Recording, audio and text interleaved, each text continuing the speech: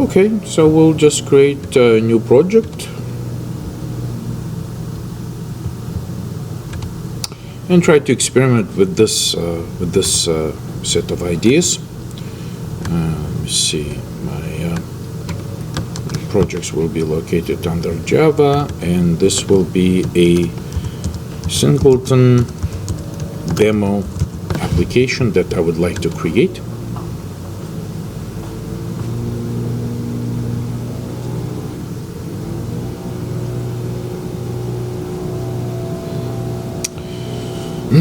I did create my default main class, which I just want to rename right now to, I will say a refactor, and we will rename it, because I forgot to rename it on the initial screen, main app, right, so that I can easily recognize the class that provides the main method. All right, so I have my main app, and the idea is that what I would like to do is let me just add my comments. This is main, right? This is main app.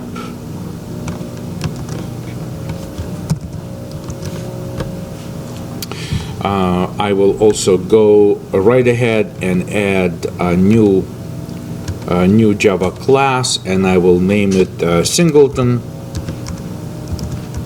which allows us to run a demo of it. Okay, so Singleton. Right now, this is just an empty class, which I would like to use in my demonstration. Okay, I will save everything, and you know that if I do something like this, Singleton, right now this is not a Singleton, it's just a normal object, right, just normal class that I can say new Singleton and create it like this. So then I can say system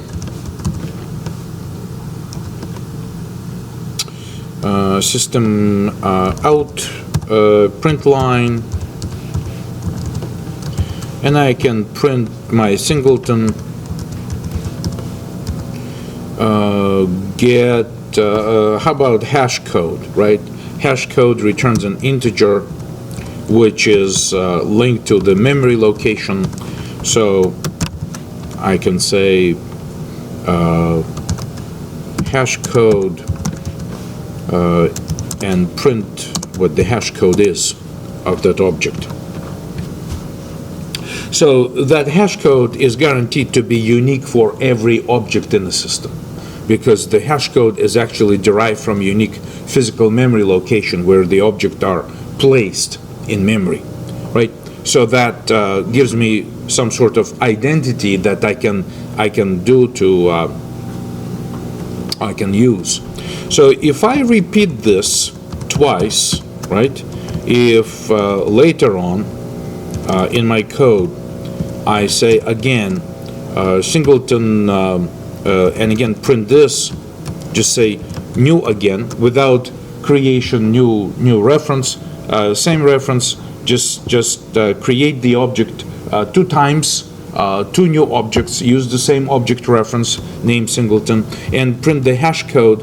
If I save and run this, what I'm expecting is that I'm expecting to see two different hash codes, right? So which see how they're truly different, and they identify two different objects. So they basically guarantee that every time something like that like this happens, I do get unique, a unique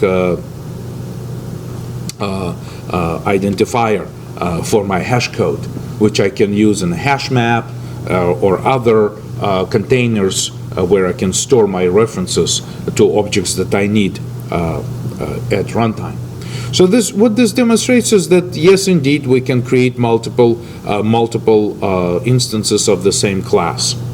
I can even, to make sure that both are still in memory, I can call this one Singleton 2, right? And instead print the hash code of Singleton 2, right? So basically have Singleton 1 and Singleton 2, which is right now just a normal class, and run it, right? So there, unique hash codes are printed. This is expected, but that's exactly what we want to disable. We want to make sure that every time a client application such as this main method, anytime it gets access to my Singleton, it should get that same object every time. So first step is, as we said, we're going to say private Singleton, and basically add a constructor which is private, right? Just add private constructor to the class. Well, if we do something like this, we should no longer be able to compile. I mean, if I go to my project, if I say, okay, I still want to build this, you will see that my error messages tell me that Singleton has private access in Singleton, and location of this error is right here where I say new. So new is now disabled. So according to the plan, which was outlined over here, we would like to make constructor private, which I already did, and now we're going to add get instance, right? So get instance is going to be placed inside Singleton, and over here we're going to say, so these are constructors, right? We have only one constructor, and we're going to say constructors are disabled outside of this class, right? This class really makes constructor private, which again at the surface looks pretty silly idea, but that's the way to disable a constructor. The next thing that happens that we say public, and we can say get instance, right? Public get instance. And there, if I add get instance, let me just temporarily make it void, get instance. I could have called it create instance. Over here, if I say new Singleton, this is not a problem, because what happens is that now, although the constructor is being made private, outside of this class, it cannot be done. So this main method is pretty unhappy because it cannot create an object. However, inside the object, if I add a method, it can create new object. But in order for me to be able to call this method before any objects are created, first of all, I need to make it static, right? And to make it usable, it needs to return a reference to this type of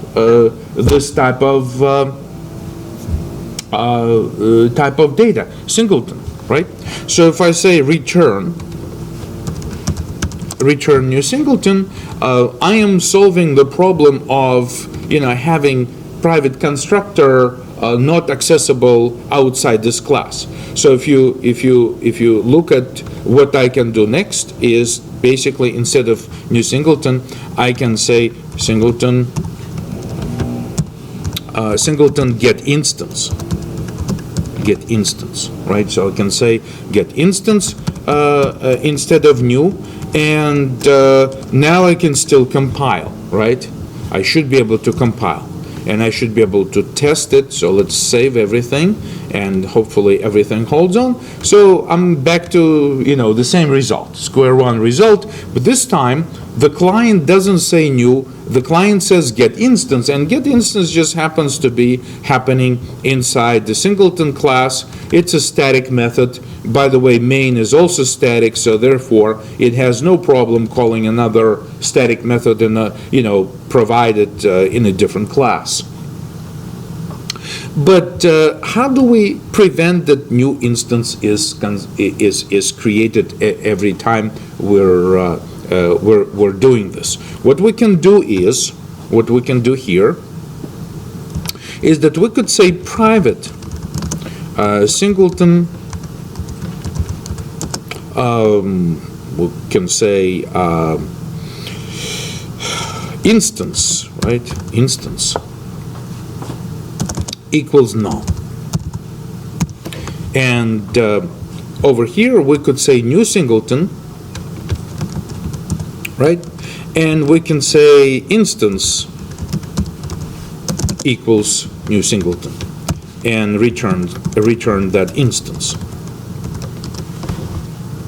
However, a static method requires that the data that it can access is also static. So therefore, we're going to say that this is static, right? And which also makes this single a reference to an object unique, right? There will be only one copy of it in the project. Anything that you declare static, every data piece that you declare static in any of your classes will have only one instance, only one copy at runtime will exist, right? So this is unique. This is one place in memory where reference to Singleton will exist. So to make it, so once again, this is not gonna be any different if I compared to what was there before. If I run this, it still works the same way, because what happens is that now the previous instance is removed by saying new, and therefore I still get the same the same result both times I'm trying to print my hash code. The hash codes are pretty unique. So, but I want that hash code to be the same. And what I'm going to do here is that I'm going to say I will create an instance only if that instance is null.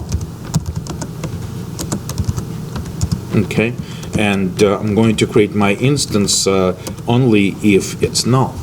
So if it's null, which is initialized pretty early on in the life cycle of this application, then I'm going to create new object. Otherwise, I'm just going to create to return the same instance back. And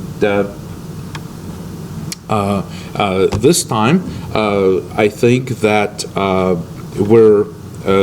we're getting pretty close to the idea of preventing multiple instances of this class to be created, right? So let's just say that these are our constructors and instance management section that deals with that, and when we want to, we can add other operations to this class. For instance, if this represents database connection, we could say connect, disconnect, and so forth, right? Connect, disconnect, run query, open file, close file. We can basically add some useful operations, but we guarantee that there's only one instance of this object in memory, and that's managed by private constructor and public static method, which allows us to obtain the unique and single a reference to an object.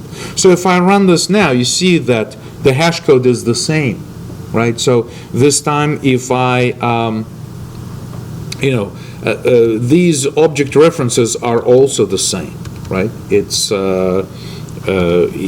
I can test this as well, right? I can say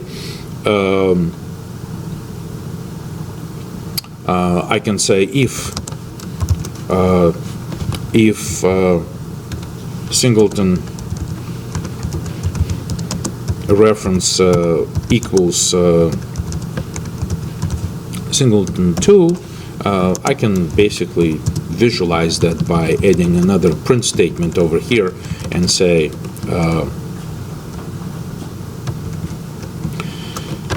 one instance, or we can say the same instance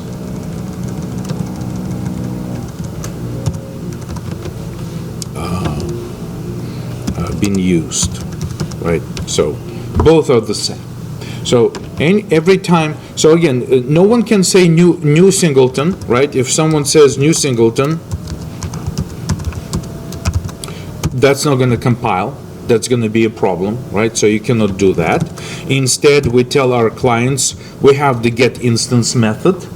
You call this method, you get the instance, and that instance will be pointing to that unique object created only once in the entire life cycle of this application.